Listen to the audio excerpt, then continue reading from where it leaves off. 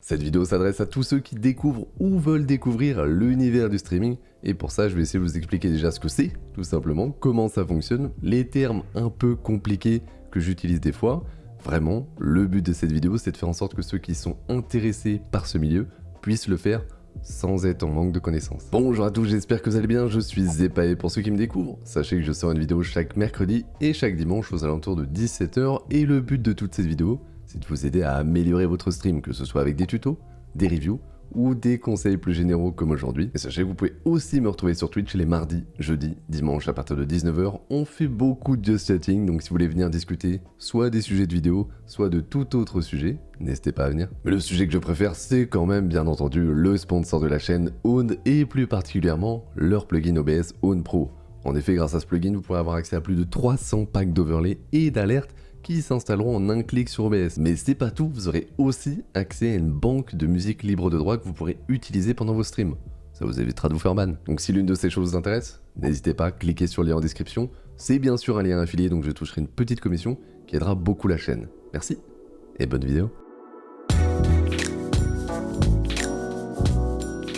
Juste avant de commencer et avant que quelqu'un l'écrive en commentaire, oui, on m'a volé mon décor, j'en suis bien conscient. Ne vous inquiétez pas, c'est normal, je suis en transition, je suis en train de changer de décor. Le problème c'est que j'ai pas le temps de faire tout le changement en une seule fois. Donc pour l'instant, on a ce décor de transition, ne vous inquiétez pas, il y a un nouveau décor qui va arriver. Alors le stream, c'est quoi? Et oui, une question que tout le monde s'est déjà posée au moins une fois, forcément. Alors certains ont été directement plongés dedans grâce aux jeux vidéo, mais il faut bien comprendre que tout le monde n'est pas dans le milieu du jeu vidéo non plus, et certains entendent parler du stream de loin, que ce soit avec Twitch, YouTube, Facebook, et le but, c'est justement d'expliquer ce que c'est vraiment. Alors la petite anecdote, c'est que c'est mon père qui m'a dit de faire cette vidéo, parce que lui, il regarde toutes mes vidéos depuis le début, mais il est pas dans ce milieu, et il m'a dit que certaines fois, c'est un peu compliqué de comprendre mes vidéos pour quelqu'un qui n'y connaît rien au stream. Et c'est vrai que le concept même du stream est un peu compliqué à saisir pour certains, et le vocabulaire qu'on utilise est carrément incompréhensible si on n'a pas certaines bases. Donc pour résumer facilement le stream, c'est tout simplement le fait de créer et de diffuser du contenu en direct sur un site. Alors il existe plein de sites différents, mais les principaux ce sont Twitch, YouTube, Facebook. Sachant que pour YouTube et Facebook, ce n'est qu'une toute petite partie de leur site qui sert à stream. Alors quel est l'intérêt de stream? Pourquoi ne pas juste faire des vidéos YouTube? Et ça, c'est vraiment une question qu'on m'a déjà posée, notamment quand je travaillais, des collègues de travail qui s'intéressaient à ce que je faisais, qui me demandaient « Mais du coup, c'est quoi vraiment la différence avec les vidéos et pourquoi tu streams ?» Donc pour moi, je précise que bien entendu, c'est mon avis sur le stream et cet avis changera pour tout le monde, c'est normal, mais moi, la raison qui fait que j'aime le stream, c'est que c'est du direct. Et en fait, ça apporte beaucoup de choses le direct, notamment côté spectateur. On se sent beaucoup plus proche d'un streamer que d'un youtubeur, parce que vraiment, vous savez qu'il est là, il est en train de jouer, il est en train de discuter, c'est du direct, il est vraiment à cet instant précis, ici, avec vous. Et le direct fait aussi en sorte que dans l'ensemble, les streamers sont plus naturels que les youtubeurs, forcément.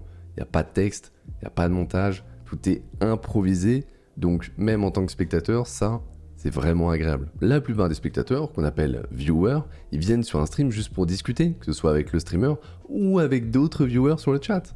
Et là, forcément, à force, ça finit par créer une communauté et les liens sont souvent beaucoup plus forts entre un viewer et le streamer qu'entre un spectateur et un youtubeur. Et tout ça, ce sont les raisons pour lesquelles je regarde des streams. Mais c'est aussi les raisons pour lesquelles je stream. Parce que pour moi, le direct, le fait que les viewers puissent interagir directement avec moi et interagir avec le stream, parce que oui, c'est l'avantage aussi du stream, c'est que les viewers, ils peuvent vraiment créer, participer à la création d'un stream. Imaginez sur YouTube que vous puissiez interagir avec la vidéo et la modifier au fur et à mesure. Et bien c'est un peu ça un stream.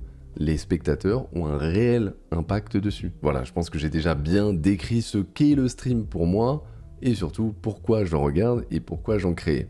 Maintenant, j'aimerais que les personnes qui veulent se lancer ne soient pas perdues, notamment avec du vocabulaire qu'ils ne comprennent pas. C'est pour ça que je vais faire un petit lexique des mots les plus importants à connaître. Déjà le stream, live, direct, voilà, c'est 3 mots pour dire la même chose, et je pense que maintenant, vous avez compris ce que c'est. Les viewers sont simplement des spectateurs, de toute façon, vous allez voir que la plupart des termes, ce sont juste des mots anglais qu'il faut simplement traduire. Vous avez dû parfois m'entendre parler dans les vidéos de follow, sub, bits, Tout ça, ce sont des termes liés à la plateforme Twitch. C'est très simple à comprendre. Le follow, par exemple, c'est simplement le fait de suivre quelqu'un sur Twitch. Donc ça permet de recevoir une notification quand il va lancer son live.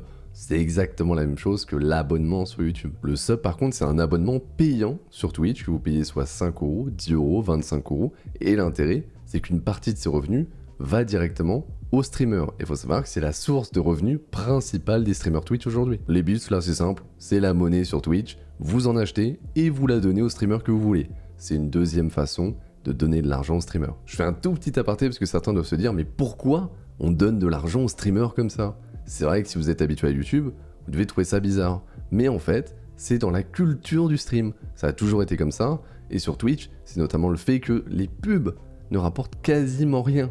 Donc le seul moyen que les streamers puissent vivre de leur passion et de leur métier, c'est justement d'avoir des systèmes comme ça, d'abonnement, de bits, de donations, qui permettent de vivre de leur métier. Et ça aussi, ça aide à créer un lien entre les viewers et le streamer, parce que forcément, c'est grâce aux viewers, aux donations, aux subs, aux bits, que les streamers peuvent vivre de leur métier, mais du coup, en contrepartie, les streamers, ils doivent tout faire pour essayer de divertir au mieux les viewers. Revenons à notre lexique quand même. Normalement, déjà, côté viewer, ça devrait suffire. Il n'y a pas vraiment de termes compliqués qui devraient vous empêcher de regarder des streams. Maintenant, côté streamer, il y a plus de choses importantes.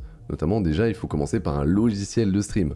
Là, il en existe aussi pas mal, mais les plus importants et les plus utilisés, c'est OBS Studio et Streamlabs OBS. Sachant que je vous conseille personnellement d'utiliser OBS Studio, et j'ai fait des vidéos tuto dessus, donc ça tombe bien. Un terme qu'on me demande tout le temps d'expliquer, c'est l'overlay. Alors si on le traduit directement en français, ça serait couverture, revêtement. En fait, l'overlay sur un stream, c'est tout simplement l'interface. Si vous jouez à des jeux vidéo, vous savez que vous avez une interface de jeu. Ce sont des éléments graphiques qui ont souvent un but, que ce soit esthétique ou tout simplement pratique. Et bien pour le stream, c'est pareil. Un overlay, c'est son interface graphique. Vous mettez ce que vous voulez, certains n'en mettent pas, certains en mettent beaucoup, mais c'est simplement des éléments graphiques. Alors un terme dont je parle énormément en stream et que je dois tout le temps expliquer, c'est le transcodage. Et autant le nom fait peur, autant vous allez voir, c'est super simple.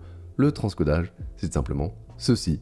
Le fait de pouvoir changer la qualité sur un stream, c'est le transcodage. Alors pourquoi j'en parle souvent en stream? Simplement parce que sur Twitch, le transcodage n'est pas disponible sur tous les streams tout le temps. Ça dépend des serveurs, ça dépend de la disponibilité. S'il y a beaucoup de streamers qui streament à un moment, eh bien forcément tout le monde n'aura pas le transcodage. Et le problème, c'est que les viewers, eh bien ceux qui ont une mauvaise connexion, ils vont avoir du mal à regarder un stream s'il n'y a pas le transcodage parce qu'ils pourront pas baisser la qualité. Et en parlant justement de connexion, parlons du bitrate ou débit en français.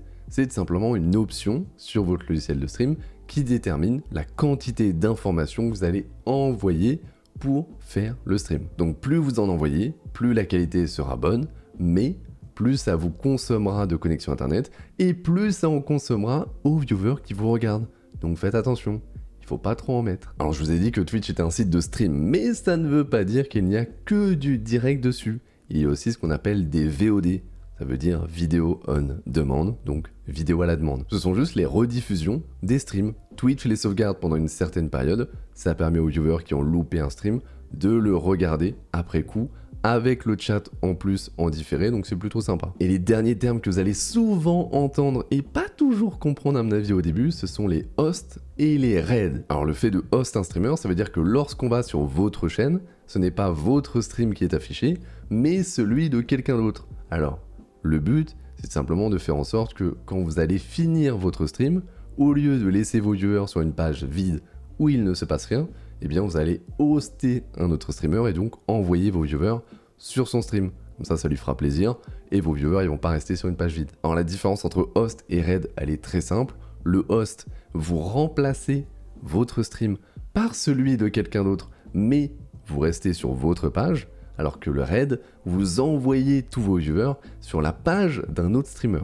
Donc personnellement, si j'ai à choisir entre les deux, je trouve que le raid, c'est une meilleure idée. Voilà, ça faisait un moment que j'avais envie de vous faire cette vidéo pour vous expliquer vraiment les bases du stream, pour que ceux qui commencent à s'y intéresser puissent rentrer dans ce monde. Et vous verrez qu'après un petit temps d'adaptation, on s'y sent plutôt bien. Merci en tout cas d'avoir regardé cette vidéo. Si elle vous a plu, n'hésitez pas, abonnez-vous et activez la petite cloche pour ne pas louper les prochaines. Moi je vous retrouve sur Twitch les mardis, jeudis, dimanches à partir de 19 h ou dans une autre vidéo et comme d'habitude, amusez-vous.